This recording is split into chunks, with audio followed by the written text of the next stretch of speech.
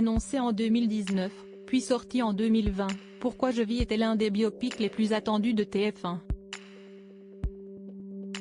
À l'occasion de cette soirée du 1er mai dédiée à Grégory Le Marchal, la 1h diffusera ce téléfilm consacré à la vie du chanteur décédé en 2007 des suites de la mucoviscidose, suivi d'un documentaire sur les coulisses du long métrage.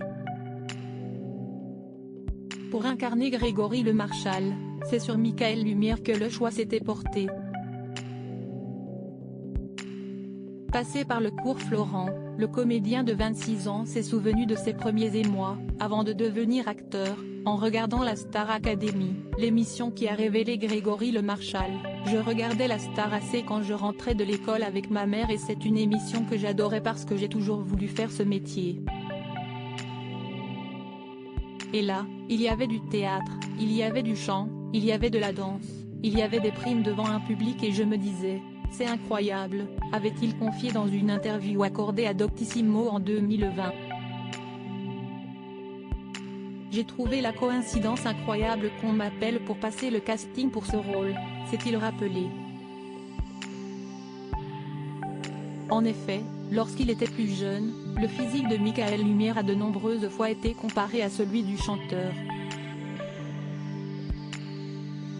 Il était donc évident qu'il mette tout en œuvre pour décrocher le rôle pour lequel il s'est beaucoup investi. Je ne connaissais pas cette maladie, je ne soupçonnais pas que ça prenait autant de temps. J'ai rencontré des personnes atteintes de la mucoviscidose qui m'ont raconté leur quotidien. Pierre, le père de Grégory Le Marchal, note de la rédaction, était là aussi pour m'expliquer comment ça se passait réellement pour qu'on colle à la réalité. Supérieur à Grégory Le Marchal, les coulisses du tournage de son biopic Son décès m'a marqué. Lorsque Grégory Le Marchal est décédé, Michaël Lumière était âgé de seulement 8 ans.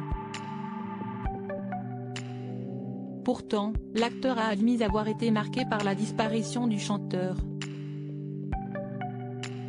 C'est pour cette raison qu'il souhaitait lui rendre hommage en essayant de connaître le plus possible le quotidien de l'ancien candidat de la Star Academy. Il fallait que je comprenne tout ce que ça impliquait d'être atteint de cette maladie pour le retranscrire au mieux, a-t-il indiqué au micro d'Europe 1 en septembre 2020, le but étant de faire passer un message de force et d'espoir selon les mots du père de Grégory Le Marchal.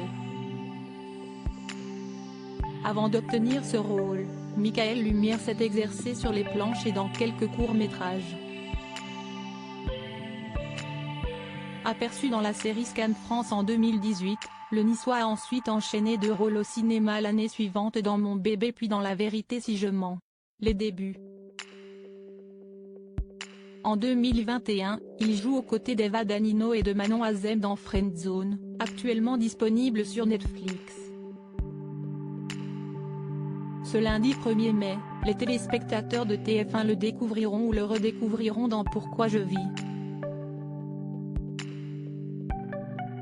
Article écrit en collaboration avec 6 Médias. Crédit photo, Coadic Guirec.